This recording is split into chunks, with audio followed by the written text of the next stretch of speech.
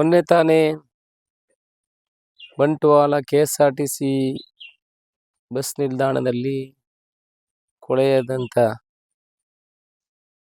ಲಾವಣ್ಯ ಎಂಬ ಹುಡುಗಿಯ ಮನೆಗೆ ಇವತ್ತು ಭೇಟಿಯನ್ನು ಕೊಟ್ಟಿದ್ದೇನೆ. ಕಕ್ಕೆ ಪದವಿನಲ್ಲಿರುವಂಥ ಅವರ ಮನೆ ಒಂದು ಸಾಮಾನ್ಯ ವರ್ಗದ ಒಂದು ಅತ್ಯಂತ ಕಷ್ಟದಿಂದ ಕೃಷಿ ಮಾಡಿ ಜೀವನ ಮಾಡ್ತಿರುವಂಥ ಯಾರ ತಂಟೆಗೆ ಹೋಗದಂಥ ಒಂದು ಕುಟುಂಬ. ಅವರ ಮನೆಗೆ ಹೋದಾಗ ಗೊತ್ತಾಗ್ತದೆ ಆ ಲಕ್ಷಣಗಳೆಲ್ಲ. ತಂದೆ ತಾಯಿ ಇಬ್ಬರು ಕೂಡ ಕೃಷಿ ಮಾಡಿ ಜೀವನ ಮಾಡುವಂಥವರು, ಭಾರಿ ಕಷ್ಟದಿಂದ ಮೇಲೆ ಬರ್ತಾ ಇರುವಂಥವರು. 3 ಮಕ್ಕಳಿಗೆ ವಿದ್ಯಾಭ್ಯಾಸ, ಹೆಣ್ಣು ಮಕ್ಕಳು 3 ಕೂಡ, ಅವರಿಗೆ ವಿದ್ಯಾಭ್ಯಾಸವನ್ನು ಕಲಿಸಿ ಅವರ ಸ್ವಂತ ಕಾಲಿನ ಮೇಲೆ ಅವರು ನಿಲ್ಲಬೇಕು, ಆ ದೃಷ್ಟಿಕೋನ ಹಿಡ್ಕೊಂಡು ಕಷ್ಟದಿಂದ ಜೀವನ ಮಾಡಿಕೊಂಡು ಬಂದಂಥ ಒಂದು ಹುಡುಗಿ ಅನ್ಯಾಯವಾಗಿ ಜೀವವನ್ನು ಕಳ್ಕೊಳ್ಳುವಂಥ ಪರಿಸ್ಥಿತಿ ನಿರ್ಮಾಣ ಆಯಿತು. ಇಂಥ ಘಟನೆ ಆಗಬಾರ್ದಿತ್ತು, ಆಗಿದೆ.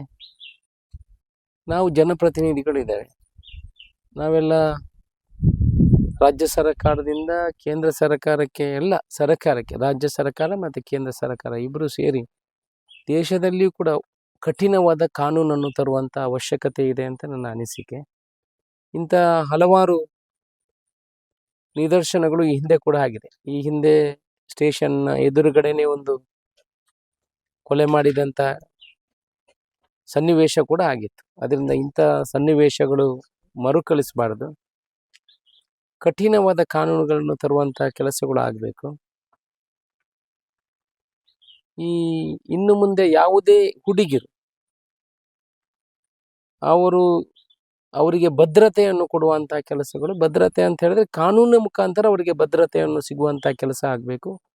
ಇಂಥ ಕಠೋರ ಕೆಲಸಗಳನ್ನು ಯಾರು ಮಾಡ್ತಾರೆ ಅವರಿಗೆ ಸರಿಯಾದ ಒಂದು ಸಂದೇಶ ಹೋಗುವಂಥ ಕೆಲಸಗಳು ಆಗಬೇಕು. ಈಗ ಬೇರೆ ದೇಶಗಳಲ್ಲಿ ಇಂಥ ಕೃತ್ಯಗಳನ್ನು ಮಾಡಿದರೆ 1 ತಿಂಗಳು 2 ತಿಂಗಳಲ್ಲೇ ಅವರಿಗೆ ಶಿಕ್ಷೆ ಕೊಡುವಂಥ ಕೆಲಸ, ಅವರನ್ನು ಎನ್ಕೌಂಟರ್ ಮಾಡುವಂಥ ಕೆಲಸ, ಇಲ್ಲಾಂತಾದರೆ ಅವರಿಗೆ ಸೌದಿ ಅರೇಬಿಯಾದಲ್ಲಿ ಅವರನ್ನು ಶೂಟ್ ಮಾಡಿಕೊಡುವಂಥ ಕೆಲಸವನ್ನು ಮಾಡ್ತಾರೆ, ಹ್ಯಾಂಗ್ ಮಾಡಿಸುವಂಥ ಕೆಲಸವನ್ನು ಮಾಡ್ತಾರೆ.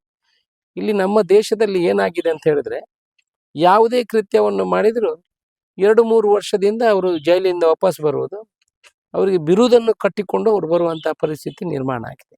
ಇದಕ್ಕೆ ಕಠಿಣವಾದ ಕಾನೂನನ್ನೇ ನಾವು ಎಲ್ಲ ಕೇಂದ್ರ ಸರ್ಕಾರ ಮತ್ತು ರಾಜ್ಯ ಸರ್ಕಾರ ಸೇರಿ ಮಾಡಿ ಶಾಶ್ವತವಾದ ಪರಿಹಾರವನ್ನು ಕೊಡುವಂಥ ಕೆಲಸವನ್ನು ಮಾಡಬೇಕು.